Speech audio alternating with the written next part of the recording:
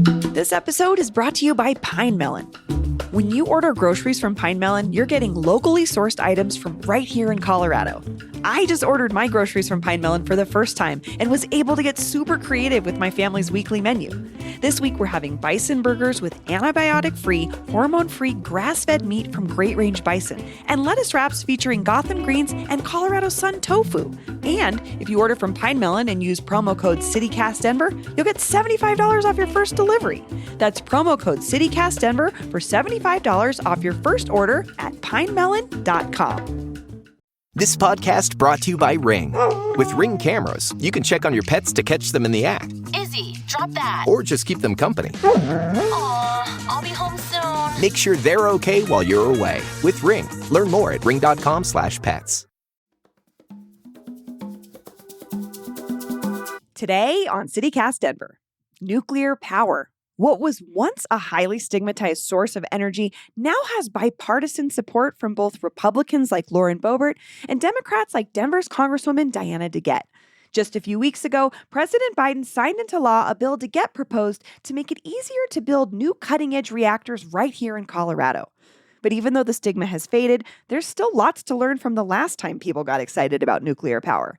That's why we're proud to share an audio documentary our producer Paul Caroli made a few years ago about the first and still only nuclear power plant ever built in Colorado. Today is Wednesday, August 14th. I'm Bree Davies, and here's what Denver's talking about.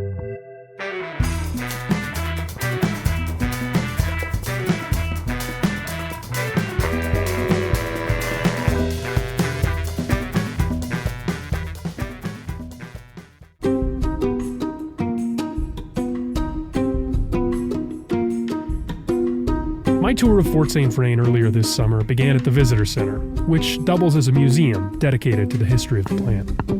Hello. All right, great.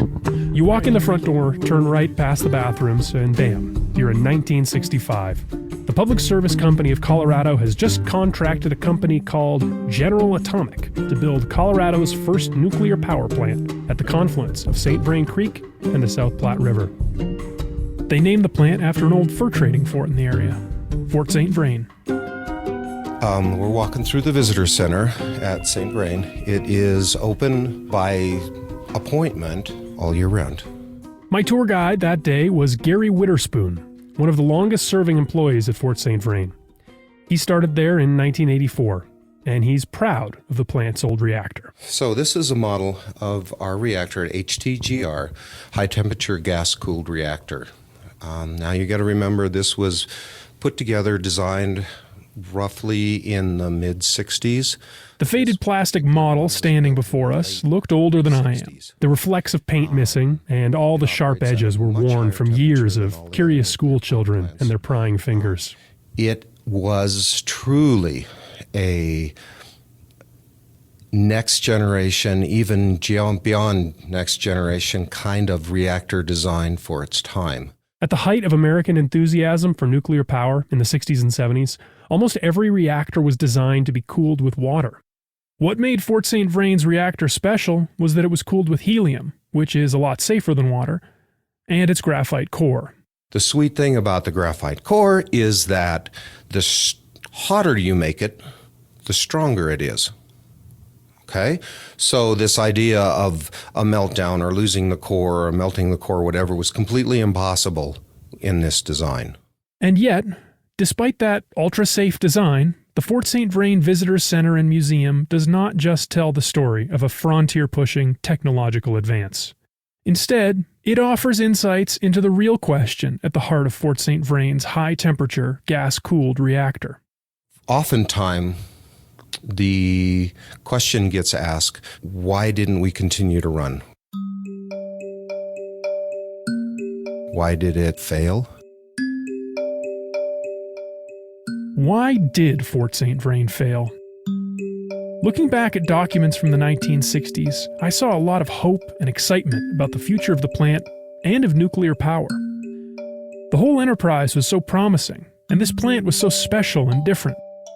We're talking about 330 megawatts of carbon-free power, and it was supposed to be a model for other larger nuclear plants around the country. So what happened here? What happened when they started smashing atoms just north of Platteville?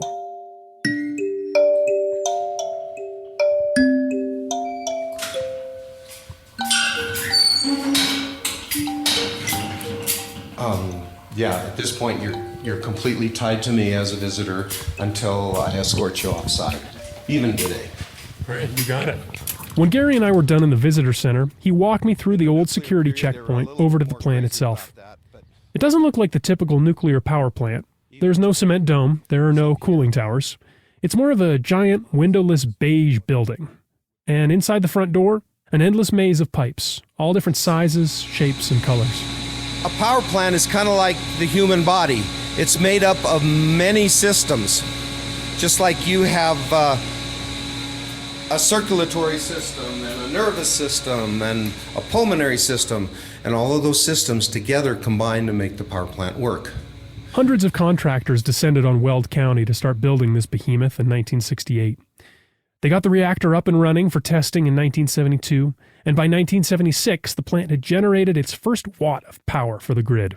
And that's when the hard work really started. Okay, my name's Stan Koleski, and I started in 1978 and worked till 2011 when I retired. Stan came to Fort St. Vrain after a tour of duty on a nuclear-powered submarine. So you had to know a lot of stuff on a submarine. Well, we got qualified, and that was all good. And then when you hit this power plant, it was just like... complicated. Think about it from their perspective. They had regulators from the Nuclear Regulatory Commission breathing down their necks. They had anti-nuclear activists in the community watching their every move. They had higher-ups from the Public Service Company pushing for speed and efficiency. They had public officials from other states looking at them and saying, hey, maybe we should build one of those high-temperature gas-cooled reactors. And those were just the external pressures. You know, a lot of guys have a desk work. If it's snowy, they don't need to go in. They don't have to relieve anybody. So, yeah, if they think they need to go into work, they'll try. They're still... Not going in wasn't an option for Stan on Christmas Eve, 1982. He could see a massive blizzard was rolling in, but his name was on the schedule. So Christmas 82, had my appendix out, and I went up there after calling, and they said, yeah, it's not too bad. So I went in and got caught up there with my stitches leaking. The storm was so bad that Stan had to stay at the plant for 30 hours, rotating shifts with the few other control room operators that were able to make it in. Again, no pat on the backs. It's something that was there. You thought you had to get in and relieve your guy so he could go home. And it was just, you didn't pound drums. It was just in your part of your logic. I got to get out there, and that's my job.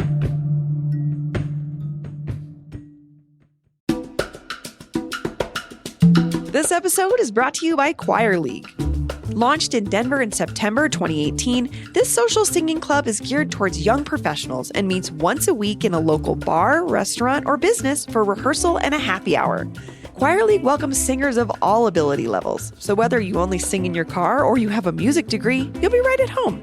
The group performs every 8 weeks with flexible scheduling and a no-pressure environment. Sign up only for the concert cycles that fit your life.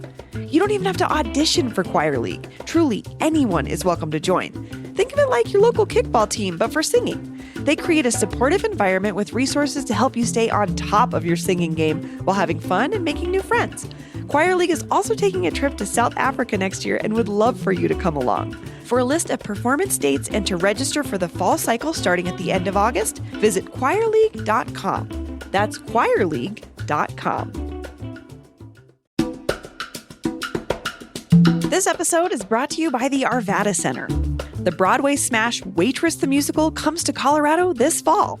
Featuring the music of Sarah Bareilles, this acclaimed work tells the story of a small-town diner waitress who leaves her rocky marriage to change her fate and future with her pie-making skills. And who doesn't like pie? The production features an all-local cast and all-woman creative team behind this sweet, sassy, and empowering feminist musical about a woman finding her way. The heartwarming story comes to life on stage as a celebration of friendship, chosen family, and the joys of a good pie. Waitress the Musical runs from August 30th through October 13th at the Arvada Center. For tickets and more information, visit arvadacenter.org. That's arvadacenter.org. This episode is brought to you by Denverse Magazine. Want to know more about the Mile High City's arts and culture scene from the actual artists themselves? Check out Denverse, a new magazine featuring poetry, fiction, and essays from Denver greats like Sam Tallent, Susie Q. Smith, Tom Murphy, and more. Denverse is an entirely independent, all-grassroots operation with no corporate backers. It's community-driven and locally focused.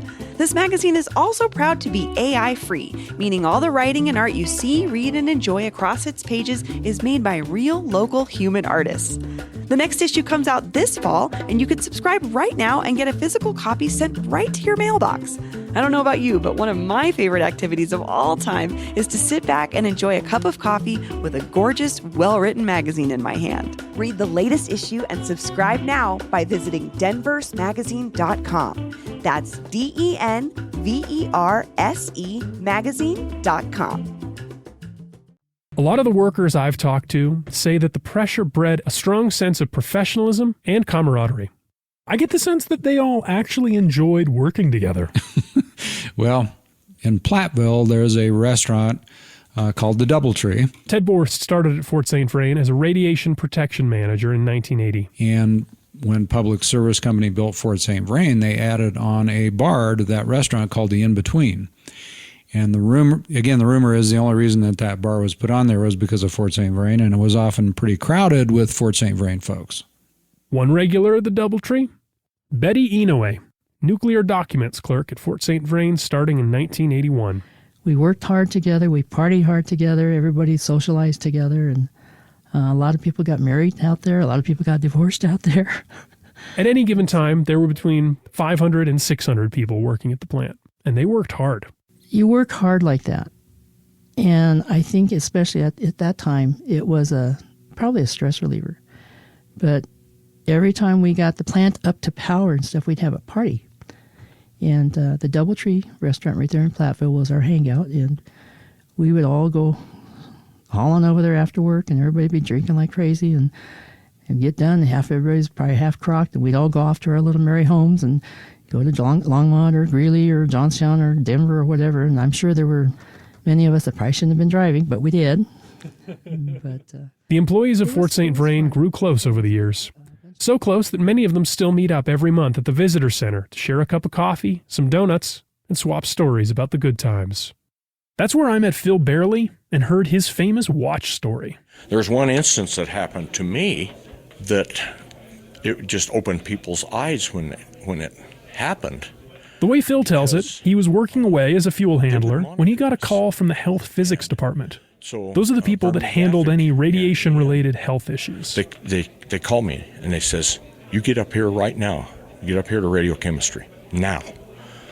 And I went up there, and Vern McGaffick, he says, "Here's a bottle, or a bunch of bottles and stuff." He says, "We need soil samples from your house. We need water samples from your drinking water. We need everything." And I go, "Why?" And he said, "Your tritium level, which is an isotope of hydrogen." He says, "Your tritium level in your body is higher than what's in the primary coolant in the reactor." Okay, so quick primer on radiation. Tritium emits radiation in the form of beta particles. These aren't the strongest form of ionizing radiation, but they aren't the weakest either. Basically, what you have to know now is that if they get inside the body, that's bad news. Well, anyway, he says, "We got to find out where it's coming from."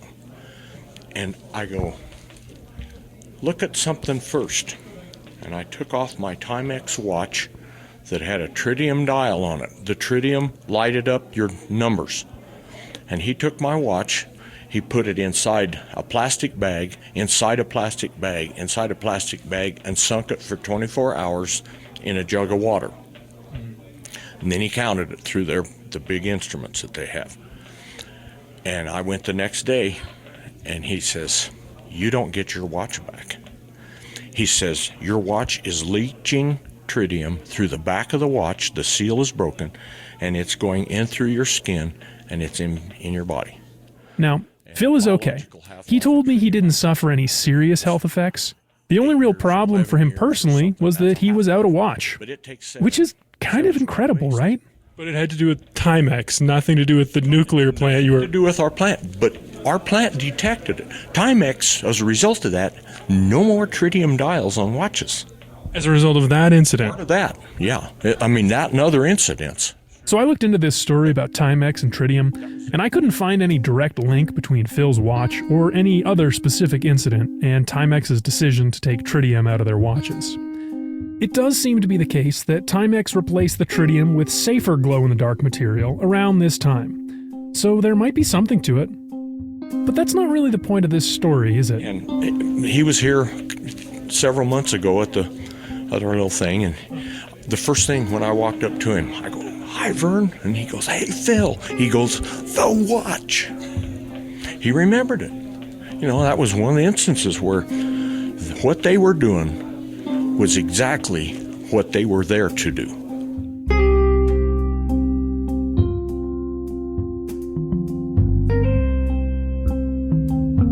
Despite the efforts of people like Phil and Stan and Betty and Ted, things at Fort St. Vrain were about to change. Let's go back to March 1979. There was this movie coming out called The China Syndrome. The China Syndrome. The harder they try, the more resistance they meet. They've got their own security man. Do you hear what I'm saying? Do you want me to make it any clearer? The closer they get, the more threatening it becomes. It's got kind of an interesting premise, to me at least. Jack Lemmon, Michael Douglas, and Jane Fonda team up to investigate safety concerns at a nuclear power plant. They uncover a conspiracy that goes all the way to the top. And it all builds up to a really tense scene with Lemmon in the control room frantically trying to shut down a reactor on the verge of a total meltdown. He's trying to operate it, and just for Hollywood, you have all these people trying to break in, knock on a door, electricians holding pieces of schematics saying, "Oh, well, we can get it shut down and give me 20 minutes so we can get it shut down," as if Jack Lemmon has total control in that control room.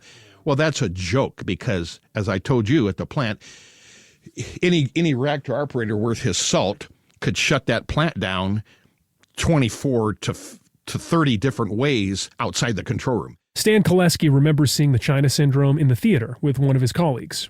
I was watching the crowd because this gentleman and I were getting pretty upset watching a movie, and they were just like, wow, rigid, and getting ready to freak out. And anyway, we actually had a couple of people that we heard them after the movie like, "Oh, is that," they were traumatized. Not everybody, but there was people like really looking, and they took that to heart. And then a couple, and this gentleman, Mike, and I were sitting there like, we were, let's say, doing our own critique on it, like hopefully in decent language. And a couple of these people that were scared, they go, "Well, do you know something about it?" And we don't remember details, but either we heard them, they heard us, and we just pulled them aside there in the walkway, and we said, "No, this is totally wrong. This wouldn't happen. This is," and boy, it kind of reassured them. They felt a lot better, but they were spooked. Stan and Mike didn't know it yet, but all their efforts to calm people down were about to be completely reversed. And then some. For many years, there has been a vigorous debate in this country about the safety of the nation's 72 nuclear energy power plants. That debate is likely to be intensified because of what happened early this morning at a nuclear power plant in Pennsylvania. 12 days after The China Syndrome premiered in theaters, one of the reactors at 3 Mile Island partially melted down. A cooling pump broke down, and the plant did just what it was supposed to do, shut itself off. But not before some radioactivity had escaped. We have 2 reports. It was the worst accident in the history of American nuclear power, and it had an immediate effect on public opinion. All plans for new nuclear plants, including plants based on similar high-pressure helium-cooled designs, were scrapped. That meant that the special fuel that they used at Fort St. Vrain never dropped in price. And high fuel prices weren't the only issue. The unique design of Fort St. Vrain's helium-cooled reactor was proving to be more trouble than everyone expected. Maybe a drop of water got into the reactor and the whole thing needed to be shut down, or maybe there were new safety tests to run, or maybe some old parts were worn and they needed replacing. It was always something, and it was always expensive. So, in the mid-'80s, there were several efforts by consumer groups to say, hey, Fort St. Vrain isn't working. And why should the ratepayer pay for a power plant that's not working? And that's a hard one to argue with because... Ted says that these arguments led public utilities to take Fort St. Vrain out of the rate base. That meant that it would be treated like a private power plant, rather than just another plant supplying power to the grid. The idea was we ought to be able to sink or swim on our own merits. And even though the mid to late 80s were some of Fort St. Vrain's most productive years, it wasn't enough. And so in the late 80s, the board of directors said, hey, we're not going to purchase more fuel for this plant because we're not operating well enough to justify that, so we're going to shut down.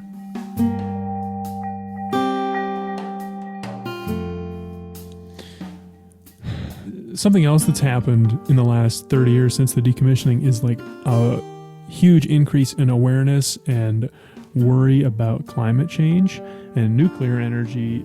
You know, it's carbon free. So do you think that, like, back when the decision to decommission the plant was made, do you think if the awareness of climate change was at the level it is now, that those decisions would have been different, or if it would have impacted those decisions at all?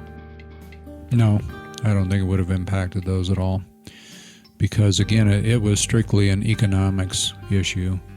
And I don't think Public Service Company really wanted to operate that facility anymore. It was just a pain for everybody. Didn't work very well. There were members of the public that didn't like it, members of the Public Utilities Commission that weren't strong supporters. And so it was just, it just had run its course.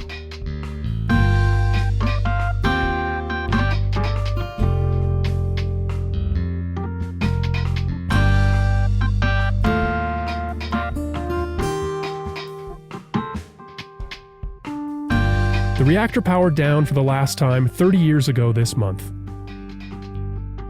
Some of the spent fuel was shipped to the Idaho National Engineering Lab.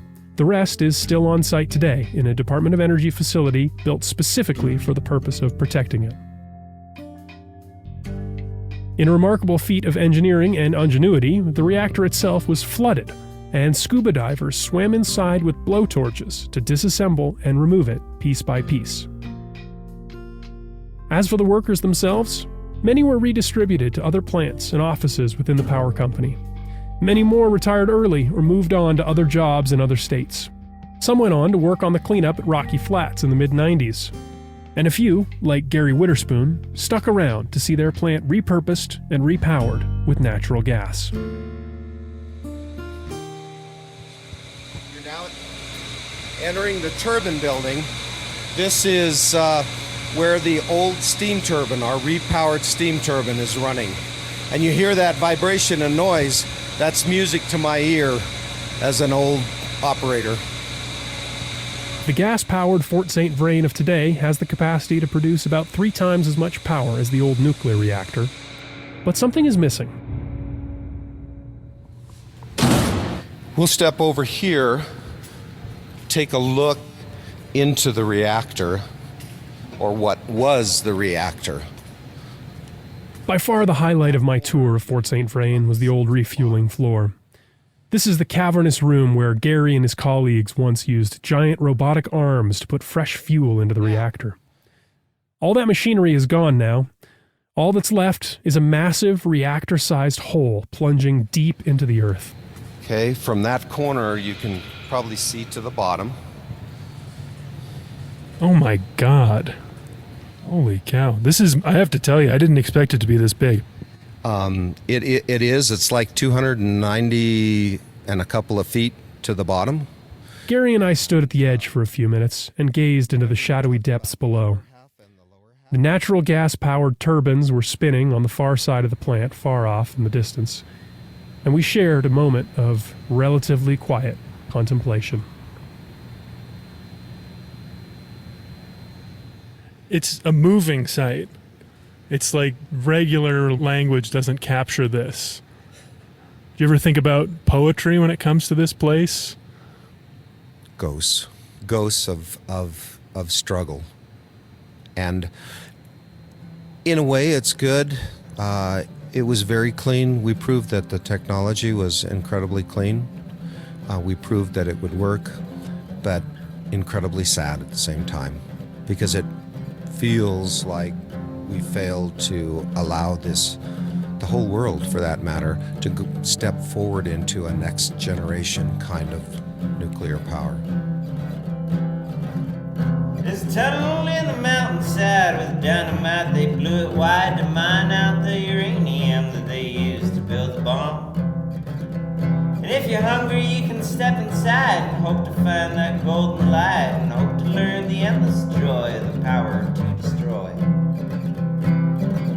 Hey, before we go, I want to ask you a favor. We're working on an episode about Colorado's 4 most famous and beloved crops, and we need your help. I want to hear the craziest, most obscure, weirdest, and most fun facts you know about Olathe sweet corn, Pueblo green chilies, Rocky Ford melons, and Palisade peaches. So text us or leave us a voicemail with your crazy fun fact and your name and neighborhood on the local produce hotline at 720-500-5418. Again, that number is 720-500-5418. There's a tunnel in the mountainside with dynamite. They blew it wide to carve out the uranium that they used to build the bomb. And if you're hungry, you can step inside and hope to find that golden light and hope to learn the endless joy of the power to destroy. That's all for today here on CityCast Denver. If you enjoyed the show, why not take a minute to tell the Palisade Peach Freak in your life about us? Rate the show wherever you get your podcasts and subscribe to our morning newsletter and learn more about us at denver.citycast.fm. That song you heard at the end of this story is by Jesse Wooten of Creekbed. We'll be back tomorrow morning with more news from around the city. See ya!